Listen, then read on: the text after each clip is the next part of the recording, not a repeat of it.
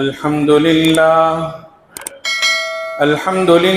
نحمده ونستعينه ونستغفره ونؤمن به ونتوكل عليه ونعوذ بالله من شرور أنفسنا ومن سيئات أعمالنا من يهده الله فلا مضل له ومن يضلله فلا هادي له ونشهد أن لا إله إلا الله ونشهد أن محمدا عبده ورسوله أما بعد فإن خير الحديث كتاب الله وخير الهدي هدي محمد صلى الله عليه وسلم وشر الأمور محدثاتها وكل محدثة بدعة وكل بدعة ضلالة وكل ضلالة في النار فأعوذ بالله من الشيطان الرجيم بسم الله الرحمن الرحيم وما لأحد عنده من نعمة تجزى إلا ابتغاء وجه ربه الأعلى ولسوف يرضى برادران ملت، معزز سامعین اور ملت اسلامیہ کے نوجوانوں،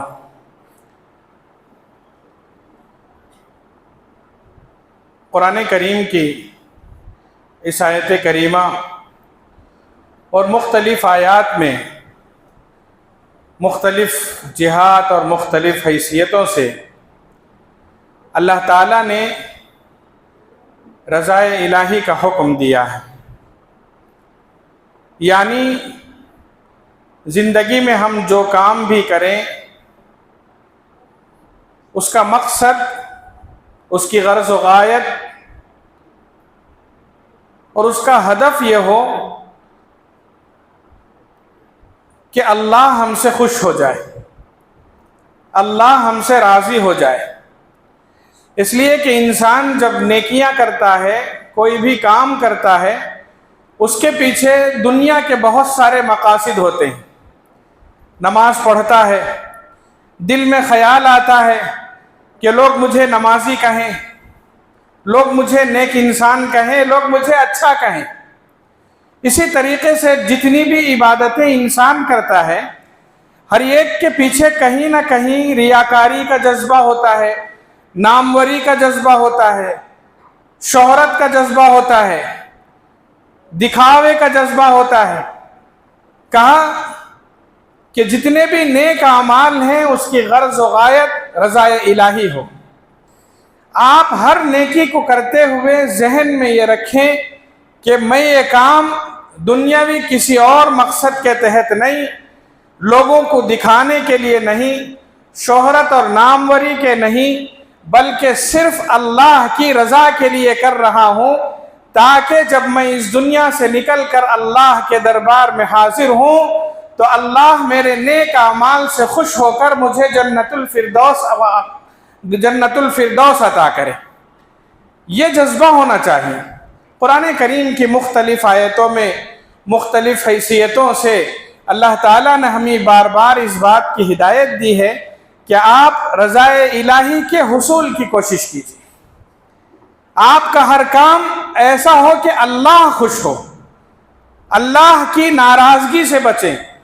کوئی کام، کوئی عمل اور کوئی حرکت ایسی نہ کریں جس سے اللہ ناراض ہو جائے۔ اللہ اگر ناراض ہو گئے تو ظاہر بات ہے اس کا نتیجہ اچھا نہیں ہوگا۔ اللہ کی خوشنودی کے لیے اس دنیا میں ہم زندگی گزاریں۔ رب کی رضا کی جستجو انسان کی سب سے بڑی تمنا ہے۔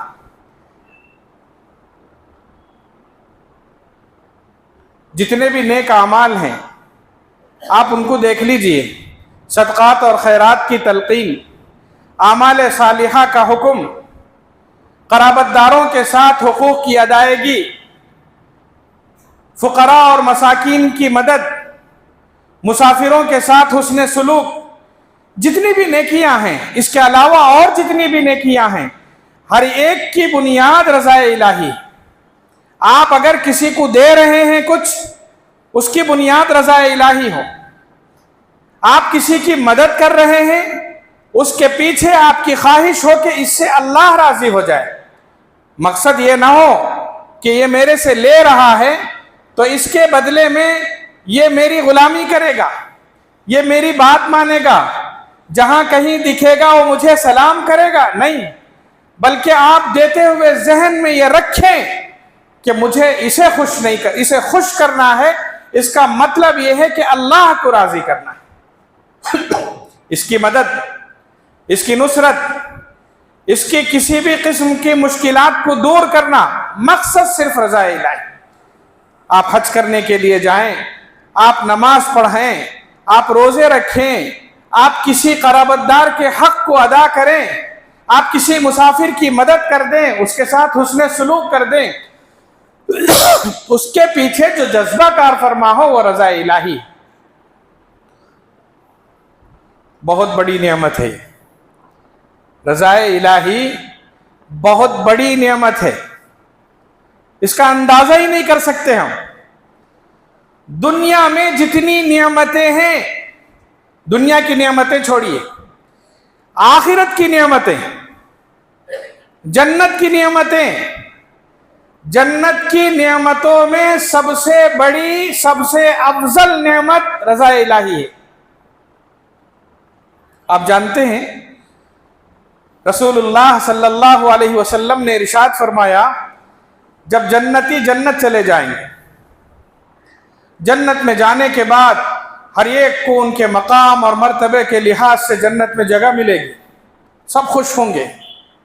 ظاہر بات ہے جنت کا مل جانا خوش نصیبی کی علامت ہے۔ جنت مل گئی، جنت کی نعمتوں سے فائدہ اٹھا رہے ہوں گے، وہاں کی ہر نعمت سے یہ لوگ فائدہ اٹھا رہے ہیں، انگور، انار، کیلے اور وہ تمام پھل جن سے ہم واقف ہیں، وہاں دودھ کی نہریں، پاکیزہ شراب، حسین ساتھی، شرمیلی حوریں، اور ہر نعمت وہاں پر رہے، اور ہر نعمت سے یہ لوگ مستفیض ہو رہے ہوں گے، ہر نعمت سے یہ فائدہ اٹھا رہے ہوں گے۔ اللہ تعالیٰ نے انہی تمام نعمتوں سے سرفراز کیا ہے، خوش رہیں گے۔ ظاہر بات ہے کسی چیز کی جب کمی محسوس نہ ہو رہی ہو، خوشی ہوں گے۔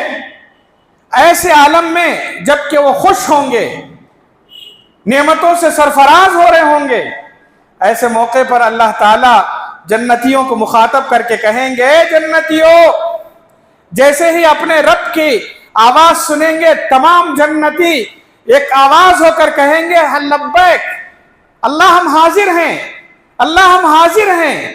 اس موقع پر جنتیوں سے اللہ پوچھیں گے، کیا تم خوش ہو؟ کیا تم راضی ہو؟ ظاہر بات ہے اس کا جواب خوشی ہی خوشی ہے۔ سب جنتی کہیں گے، اللہ ہم خوش کیوں نہیں ہوں گے، اللہ ہم راضی کیوں نہیں ہوں گے، جبکہ آپ نے ساری نعمتوں سے ہمیں سرفراز کر رکھا ہے، ہر نعمت ہمیں یہاں پر موجود ہے، ہمیں خوش نہ ہونے کا سبب کیا ہے؟ ہم تو بہت خوش ہیں، ہم بہت راضی ہیں۔ اللہ تعالیٰ پوچھیں گے، پوری چیزیں ہیں، ہر نعمت سے سرفراز ہو رہے ہو، کسی چیز کی کوئی کمی نہیں ہے؟ پھر اللہ کہیں گے، میں تم کو ان تمام جنت کی حوریں، جنت کی نہریں، جنت کے باغات، جنت کے محلات، وہاں کی ہر آسائش و چیز، ہر آسائش کی چیز کو سامنے رکھ کر اللہ کہیں گے، جنت میں جتنی نعمتیں تم نے دیکھی ہیں ان تمام نعمتوں سے افضل چیز میں تم کو دینا چاہتا ہوں۔ حیرانی سے جنتی پوچھیں گے، اللہ ان نعمتوں سے بھی افضل کوئی چیز ہے؟ ان نعمتوں سے بھی بڑھ کر کوئی چیز ہے؟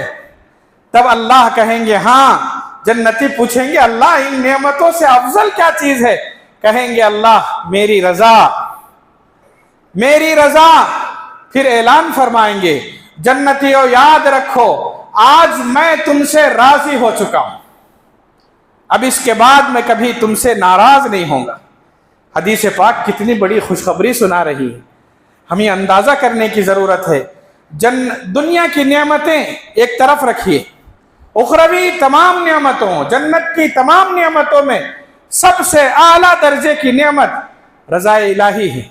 उसी के हुसूल की हमें कोशिश करने की ज़रूरत है, उसी के लिए ज़िंदगी में तगोदो करने की ज़रूरत है, उसी के लिए मेहनत करने की ज़रूरत है। इसीलिए अंबिया किराम रिज़वानुल्लाहि अलैहिम अजमईन की ज़िंदगियाँ आप देखिए, हर एक की सबसे बुनियादी ख्वाहिश यही होती थी कि हमारी ज़िंदगी के हर अमल से अल्लाह राज़ी हो जाए। हालांकि अंबिया किराम में से बहुत सारे अंबिया ऐसे थे जिनको अल्लाह ताला ने दुनिया जहां की सारी नेमतों से सरफराज किया था। हजरत सुलेमान अलैहिस्सलातु वस्सलाम, अल्लाह ताला ने उनको क्या नहीं दिया था, कितनी नेमतों से उनको सरफराज किया था। जिन्नों पर उनकी हुकूमत थी, परिंदों और चरिंदों पर उनकी हुकूमत थी, हवाओं पर उनकी हुकूमत थी। अल्लाह ताला ने जिंदगी की तमाम आसाइशों से उन्हें सरफराज किया था। हर चीज अल्लाह के हुक्म से उनके ताबे थे। अल्लाह ताला ने उनको तमाम नेमतों से सरफराज कर रखा था। चींटियों की बोलियां वो समझ सकते थे, परिंदों की बोलियां वो समझ सकते थे। एक इशारे पर जिन उनके हर हुक्म की तामील करने के लिए तैयार रहते थे। एक इशारे पर लम्हात में उनके काम हो जाया करते थे। जिंदगी की हर आसाइश उनके पास थी, हर नेमत उनके पास थी। और जाहिर बात है, नेक बंदे थे, अल्लाह के नेक बंदे, नबी थे। हर नेमत पर वो शुक्रिया अदा करते थे। अल्लाह ताला से कहते, अल्लाह आपका शुक्र है कि आपने मुझे और मेरे वालिदैन पर बड़ी नेमतें नवाजी, बड़ी नेमतों से हम सबको नवाजा है। अल्लाह हम आपका शुक्रिया अदा करते हैं। कुरान करीम की उसी आयत में, जिस आयत में हजरत सुलेमान अलैहिस्सलातु वस्सलाम ने अल्लाह ताला की नेमतों पर शुक्रिया अदा किया, वहीं एक तमन्ना भी की। जानते हैं, जिसके पास सब कुछ हो उसकी एक ख्वाहिश भी है। जिसके पास दुनिया जहां की सारी नेमतें हैं, उसके पास एक ख्वाहिश है, उसके पास एक दरख्वास्त है, उसके पास एक तमन्ना है। आप सोचकर देखिए, जिसके पास सब कुछ हो उसे मजीद किस चीज की जरूरत होगी। कुरान करीम ये कहता है, हजरत सुलेमान के पास सब कुछ है, मगर उसके बावजूद वो अल्लाह के सामने शुक्रिया अदा करते हुए अल्लाह की नेमतों का अल्लाह के सामने एक दरख्वास्त भी करते हैं। अल्लाह से दरख्वास्त क्या कर रहे हैं? अल्लाह, आपने दुनिया तो मेरी अच्छी बना दी, मगर जब आखिरत में मैं तेरे पास आऊं, मुझे ऐसे अमल करने की तौफीक अता फरमा कि तू राजी हो जाए। रब्बी औज़िनी अन अश्कुरा निअमतक अल्लती अनअमत अलैया व अला वालिदै व अन अअमल सालिहन तर्ज़ाह। अल्लाह, यहां सब कुछ है मेरे पास, दुनिया की सारी नेमतें मेरे पास मौजूद हैं। अल्लाह, तेरा शुक्र अदा करता हूं इन नेमतों पर, मगर शुक्र के साथ एक दरख्वास्त यह है, मैं जब तक जिंदा रहूं, जब तक इस दुनिया में रहूं, मुझे ऐसे नेक आमाल करने की तौफीक अता फरमा कि मैं जब तेरे पास आऊं तो तू राजी हो जाए। वान आमल सालिहन तर्ज़ाह वादखिलनी बिरहमतिका फी इबादिका सालिहीन, ताकि मुझे नेक लोगों में शुमार कर सके। हजरत मूसा अलैहिस्सलातु वस्सलाम बड़े जलील क़द्र नबी गुजरे। इनकी जिंदगी की सबसे बड़ी ख्वाहिश यही थी कि कभी अल्लाह को नाराज ना करें। हमेशा उनकी यही ख्वाहिश होती थी, जिंदगी का महवर था उनका कि मेरा रब मुझसे राजी हो जाए। अल्लाह ताला ने, हम सब जानते हैं, अल्लाह ताला ने कोहे तूर पर उनको बुलाया था हम कलामी के लिए, और ये कहा था कि अपने कौम के मुंतखब लोगों को लेकर मेरे पास आओ। जब हजरत मूसा अलैहिस्सलाम हुक्म इलाही पर कौम के मुंतखब लोगों को लेकर कोहे तूर की तरफ रवां दवा थे, रास्ते में हजरत मूसा अलैहिस्सलातु वस्सलाम को रब्बे करीम से हम कलामी का शौक इस कदर बढ़ा कि उन्होंने अपनी कौम को पीछे छोड़ दिया और खुद आगे निकल गए। और जब मकाम पर पहुंचे, अल्लाह ताला ने पूछा, मूसा अकेले आए हो? میں نے تو تم کو تمہاری قوم کو ساتھ لانے کے لیے کہا تھا، کہاں ہے قوم؟ ما اعجلک عن قومک یا موسیٰ قال هم اولائی علی اثری۔ حضرت موسیٰ علیہ السلام سے اللہ نے پوچھا جلدی کیوں کی تم نے؟ قوم کے لوگ کہاں ہیں؟ قوم کے لوگوں کو تم نے کہاں چھوڑ دیا؟ حضرت موسیٰ نے کہا کہ اللہ قوم کے لوگ پیچھے آ رہے ہیں۔ اللہ نے پوچھا تم کیوں جلدی آ گئے؟ تمہیں کیا جلدی تھی کہ تم آ گئے؟ ما اعجلک عن قومک یا موسیٰ قال هم اولائی علی اثری وعجلت الیک رب لترضی۔ اللہ تجھے راضی کرنے کے شوق میں ان سب کو پیچھے چھوڑ کر آگے آ گیا۔ کیا جلدی؟ جلدی کی وجہ، سبقت کی وجہ، حضرت موسیٰ علیہ السلام یہ کہتے ہیں اللہ تو راضی ہو جائے، تجھ سے ہم کلامی کے شوق نے اور تجھے راضی کرنے کے شوق نے مجھے قوم کو پیچھے چھوڑ کر آگے آنے پر مجبور کر دیا تھا۔ انبیاء کرام میں سے ہر نبی کی یہی خواہش تھی کہ میرے عمل سے کوئی خوش ہو نہ ہو، اللہ راضی ہو جائے۔ آج کیا کہیں، ہمارا مطمع نظر صرف لوگوں کو خوش کرنا ہے۔ اگر ہماری شادی بیاہ میں رسوم و رواج میں ہم پڑے ہوئے ہیں، ہم یہ کہتے ہیں اگر میں یہ نہ کروں لوگ ناراض ہو جائیں گے، خاندان والے ناراض ہو جائیں گے۔ ہم خاندان والوں کو خوش کرنے کے لیے رب کو ناراض کرنے کے لیے تیار ہیں۔ آج کے زمانے میں کتنے رسوم ہیں، کتنے رواج ہیں جس میں ہم دانستہ نادانستہ پڑے ہوئے ہیں۔ آپ ان سے پوچھئے یہ کام نہیں کرنے کا تھا، آپ نے کیوں کیا؟ وہ کہتے مجھے دل سے پسند نہیں ہے مگر مجبور ہوں، گھر میں بچوں کی خواہش ہے، گھر میں بیوی کی خواہش ہے، سماج کے نام پر، رشتوں کے نام پر ہم رسم و رواج کی زنجیروں میں جکڑے ہوئے ہیں۔ ہمیں اس بات کا احساس نہیں ہے کہ ہم سے اللہ ناراض ہو جائے۔ یاد رکھیں جس کام سے رب ناراض ہو ہم دنیا والوں کو خوش کر کے کامیاب نہیں ہو سکتے، اور جس کام سے رب راضی ہو جائے دنیا والوں کو ناراض کر کے ہم ناکام نہیں ہو سکتے۔ ہم کامیاب ضرور ہوں گے اگر ہم نے رب کو راضی کر لیا۔ اس دنیا میں رہتے ہوئے ہر کام کرتے ہوئے یہی سوچیں اس کام سے میرا اللہ راضی ہے کہ نہیں ہے۔ اگر راضی ہے تو پھر دنیا والے خوش ہوں یا نہ خوش ہوں ہمیں پرواہ کرنے کی ضرورت نہیں، اور اگر میرے کام سے اللہ ناراض ہو رہا ہے تو پھر ہمیں دنیا کی پرواہ کرنے کی ضرورت نہیں کہ ہم ان کو خوش کر سکیں۔ رسول اللہ صلی اللہ علیہ وسلم کے اقوال، آپ کے افعال، آپ کے کردار کا محور ہی یہی تھا کہ رب راضی ہو جائے۔ آپ کی تعلیمات ہی یہی تھی کہ زندگی کے ہر موڑ پر، ہر مرحلے میں، ہر حال میں اللہ راضی ہو جائے۔ اللہ کی رضا اور اللہ کی خوشنودی رسول اللہ صلی اللہ علیہ وسلم کی زندگی کی جستجو تھی۔ خوشی اور غم ہر حال میں رسول اللہ صلی اللہ علیہ وسلم نے رضا الہی کی تاکید فرمائی۔ لک الحمد حتی ترضا ولک الحمد اذا رضیت ولک الحمد بعد الرضا۔ رب کو راضی کرنے سے پہلے بھی نیک عمل کر کے جب رب راضی ہو جائے تب بھی اس کی رضا کی فکر، یہ نہیں کہ رب راضی ہو گیا اب ہم مطمئن ہو گئے، تھوڑا کام کر لیا ہم نے پھر اس کے بعد تھوڑے دن کے بعد خاموش رہ گئے۔ نہیں، زندگی کے ہر لمحے اور آخری حد تک ہم اللہ کی رضا اور خوشنودی کی کوشش کریں۔ رسول اللہ صلی اللہ علیہ وسلم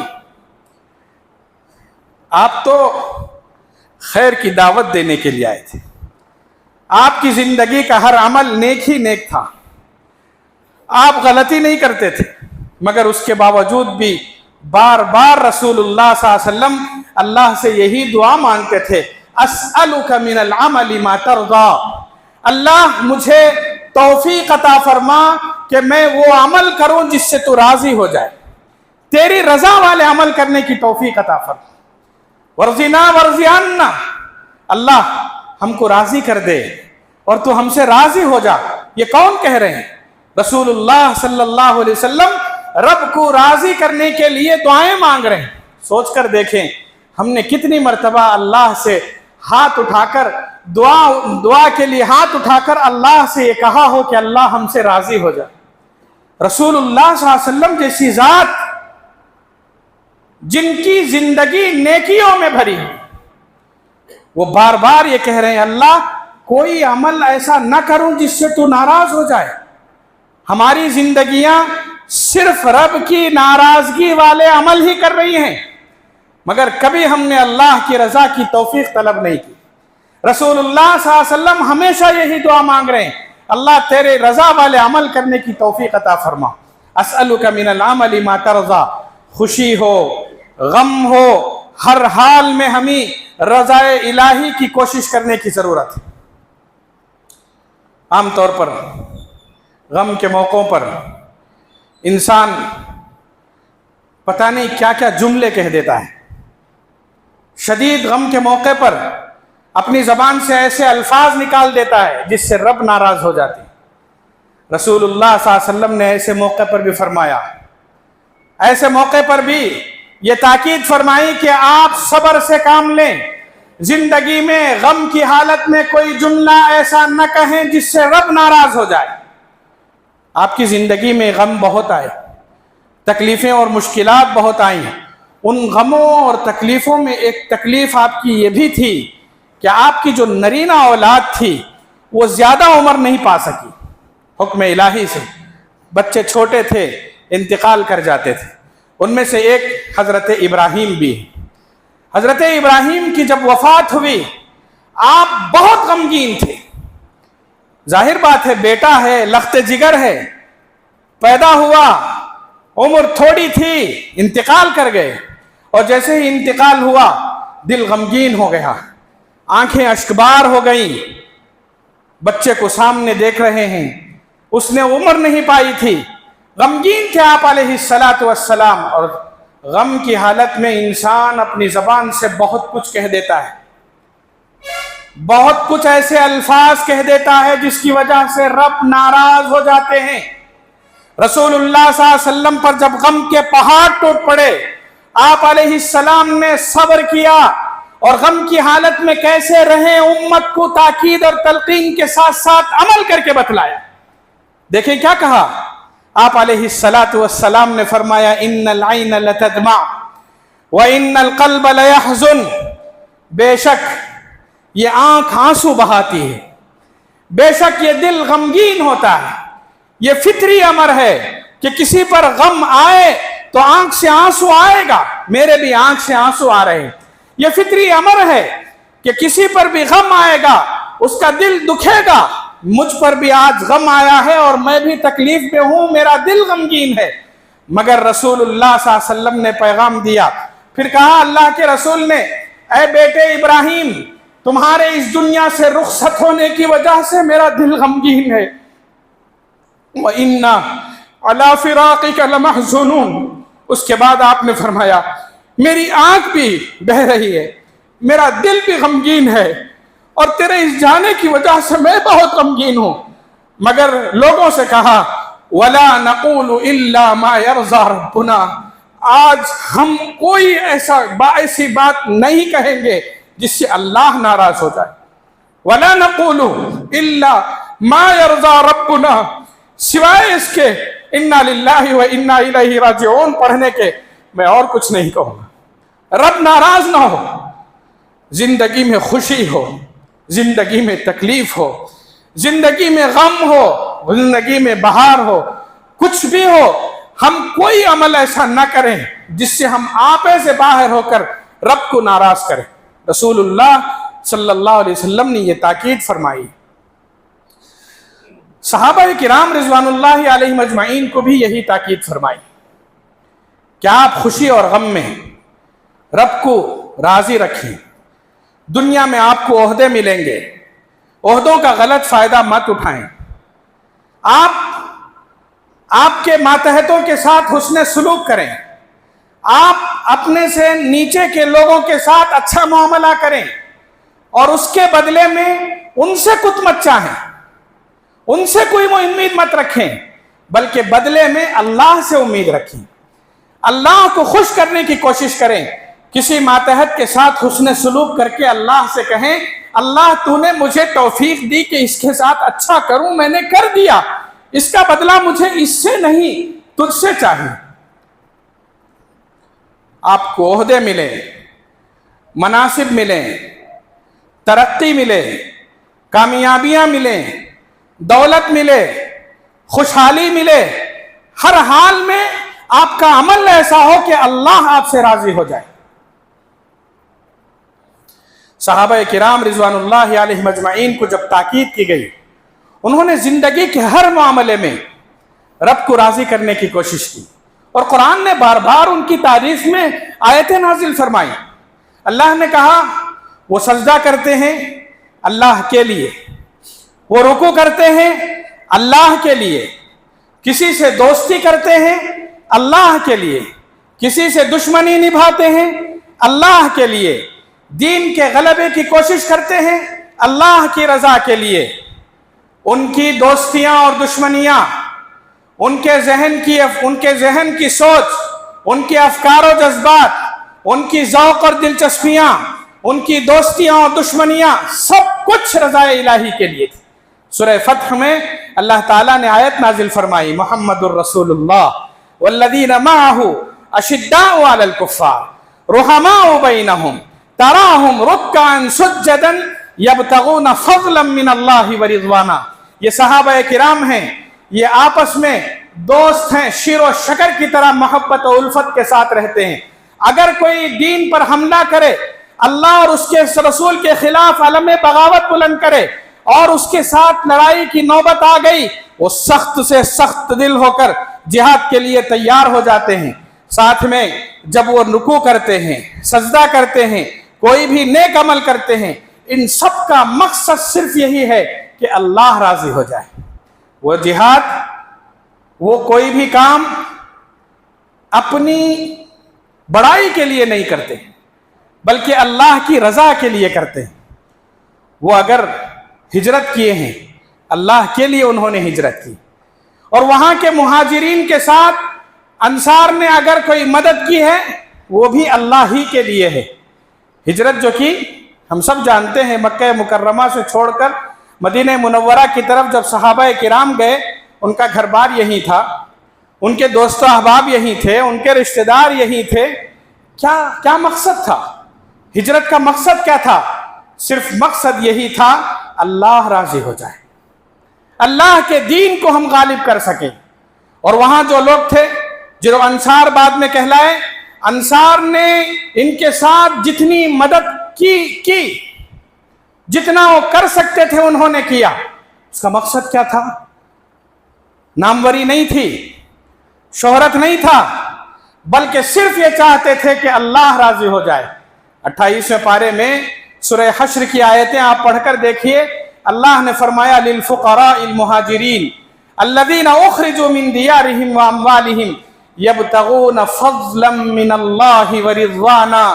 یاد کرو ان صحابہ، ان فقراء اور مساکین اور ان صحابہ کو جو اپنے گھر سے نکالے گئے، الذین اخرجوا من دیارہم واموالہم، یہ جو گھر سے نکلے تھے وہ کوئی اور مقصد لے کر نہیں نکلے تھے، ان کا مقصد صرف رضا الہی تھا۔ اور یہ جو انصار لوگوں کی مدد کر رہے ہیں، ان کا کوئی اور مقصد نہیں تھا، صرف مقصد رضا الہی تھا۔ وہ کسی کو کھلاتے ہیں، کسی کو پلاتے ہیں، کسی کی مدد کرتے ہیں، اس میں بھی اللہ کی رضا ہی مقصود ہے۔ وَيُطْعِمُونَ الطَّعَامَ عَلَى حُبِّهِ مِسْكِينًا وَيَتِيمًا وَأَسِيرًا۔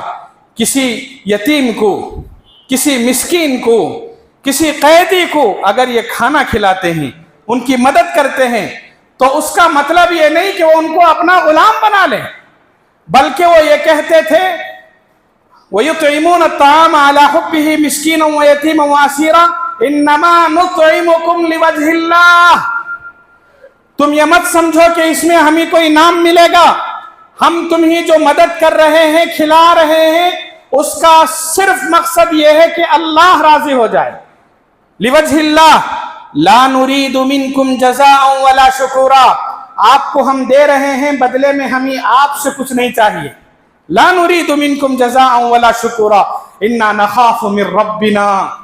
ہمیں اپنے رب کا ڈر ہے، ہمیں اپنے رب کا خوف ہے، ہمیں امید اس بات کی ہے کہ اللہ ہم سے راضی ہو جائے، ہماری جستجو اور تمنا یہی ہے یہ مدد کر کے اللہ کو ہم راضی کر لیں۔ یہ صحابہ کرام تھے، انہوں نے عہدوں کو قبول کیا رضا الہی کے لیے، انہوں نے کوئی بھی خدمت انجام دی رضا الہی کے لیے، انہوں نے رفاہی خدمات کی رضا الہی کے لیے، انہوں نے کسی کی مدد کی رضا الہی کے لیے، انہوں نے کوئی عہدہ چھوڑا یا چھوڑنا پڑا رضا الہی کے لیے۔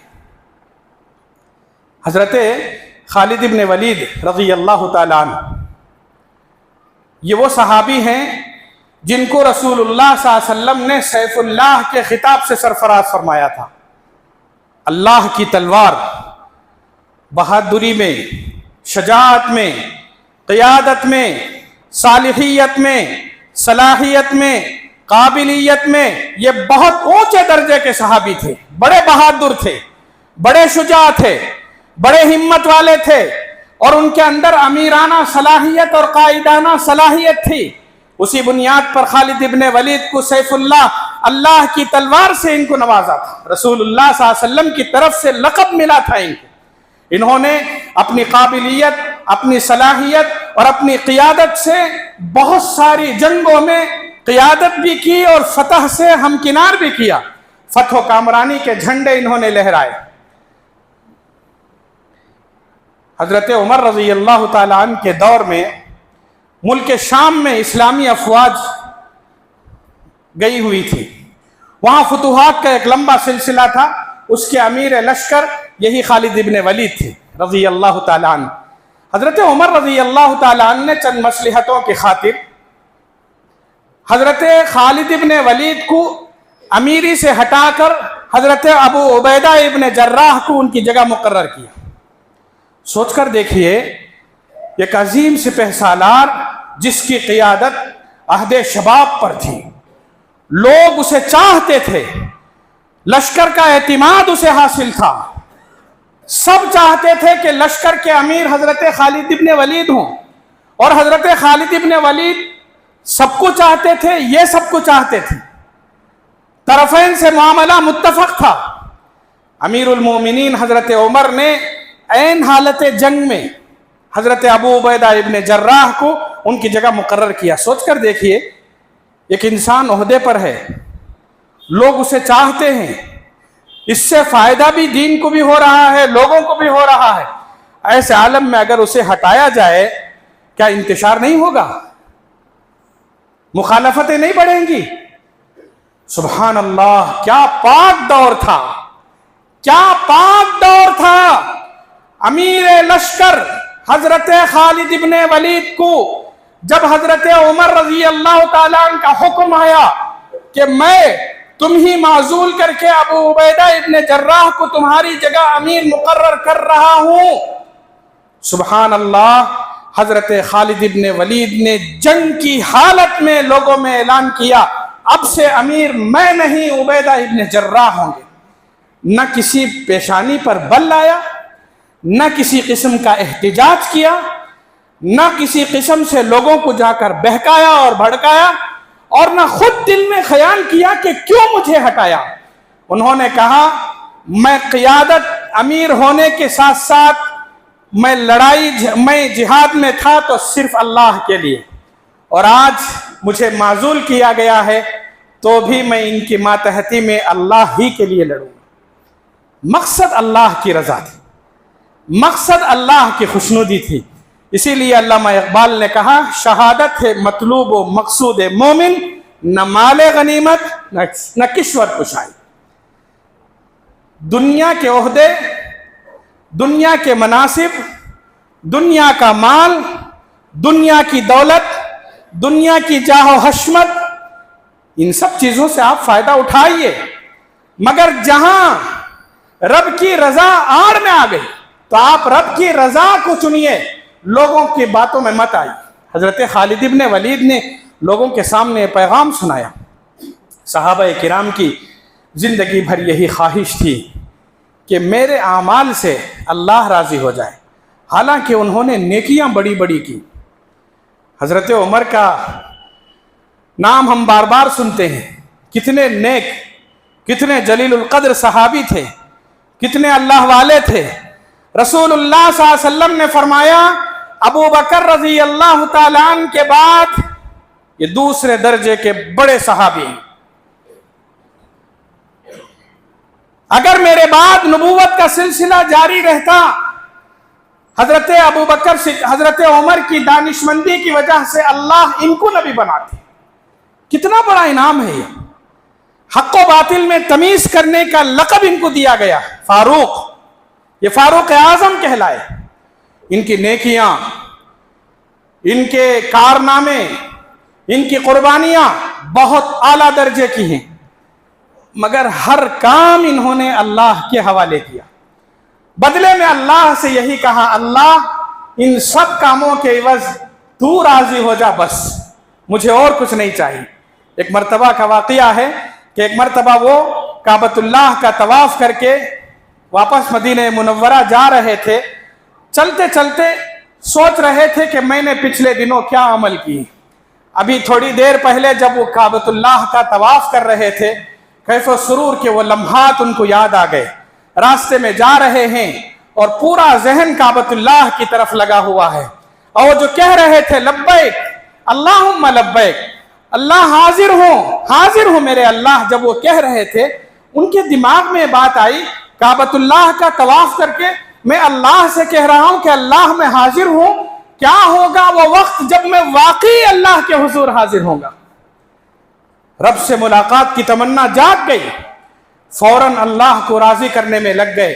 راستے میں چلتے چلتے اچانک اپنی سواری سے اترے اور اتر کر انہوں نے فرش خاک پر اپنی چادر بچھا دی، زمین پر اپنی چادر بچھائی اور لیٹ گئے.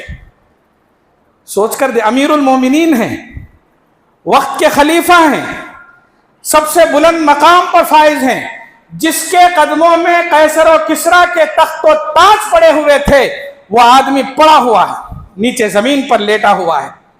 آنکھیں نگاہیں آسمان کی طرف پھٹی ہوئی، آنکھیں نمناک ہیں، آنسو بہہ رہے ہیں، اور دعا کے لیے ہاتھ اٹھا کر یہ کہہ رہا ہے، یہ کہہ رہے ہیں حضرت عمر بن خطاب، اللہ دیکھ، مجھے دیکھ، میں کتنا کمزور اور بوڑھا ہو چکا ہوں، میرے قوا مزمحل ہو چکے ہیں، میری ہڈیاں کمزور ہو چکی ہیں، میری رعایا دور دور تک پھیل چکی ہے. اللہ تجھ سے ملاقات کی تمنا ہے، تیرے پاس آنے سے پہلے بس ایک درخواست ہے، جب تک زندگی ہے، جب تک میری زندگی ہے، کوئی عمل ایسا نہ کروں جس سے تو ناراض ہو جائے، کوئی عمل ایسا نہ کروں جس سے تو ناراض ہو جائے. مجھے حد میں رہنے دے، توفیق دے کہ میں اپنے حد میں رہوں، میں اپنے مقام کو پہچانوں، میں اپنی حد میں رہوں. اللہ جب تجھ سے ملاقات کا وقت آئے میں توفیق طلب کرتا ہوں، تو راضی ہو جائے. سوچ کر دیکھیے، وقت کا خلیفہ، وقت کا امیر المومنین، جس کے قدموں تلے قیصر و کسریٰ کے تخت و تاج، اس کی دولت پڑی ہوئی ہے، زمین پر اکیلا پڑا ہوا اللہ کے حضور ہاتھ اٹھا کر عاجزی کے ساتھ یہ درخواست کر رہا ہے، اللہ مجھے ایسے عمل کی توفیق عطا فرما جس سے تو راضی ہو جائے. یہ جو مثالیں ہمارے پاس ہیں، یہ ہم سب کو پیغام دے رہے ہیں کہ ہماری نیکیاں کیا، ہماری حیثیت کیا. ہماری نمازوں میں کوئی جان نہیں ہے، ہمارے روزوں میں کوئی جان نہیں ہے، ہمارے صدقہ اور خیرات میں کوئی جان نہیں ہے، اور ہمارے کوئی ایسے کارنامے نہیں ہیں. مگر افسوس کی بات یہ ہے کہ ہم مطمئن ہیں، ہم اللہ کو راضی کرنے کی کوشش ہی میں نہیں ہیں. ہمارے ان بے جان صدقوں اور بے جان نمازوں کے بدلے ہمیں ہر دن رب کو راضی کرنے کے لیے دعائیں مانگنے کی ضرورت ہے. سوچ کر دیکھیں، اللہ سے مانگے اور ہمارے اعمال کی قبولیت کی دعا مانگے، اور ہمیشہ کچھ بھی کرنے سے پہلے دل میں 100% یہ ٹھان لیں، اللہ تو راضی ہو جا، اللہ تو راضی ہو جا. یہی رضا ہے. اگر یہ رضا ہمیں مل گئی، انشاءاللہ جنت کی نعمتوں سے بھی بڑی نعمت یہ رضا الہی ہے، اس کے حصول کی ہمیں کوشش کرنے کی ضرورت ہے، اس کے حصول کے لیے ہم کوشش کریں۔ اللہ ہم سب کو بس عمل کی توفیق نصیب فرمائے، ایسے اعمال کرنے کی توفیق عطا فرمائے جس سے ہمارا رب ہم سے راضی ہو جائے۔ وآخر دعوانا ان الحمد للہ۔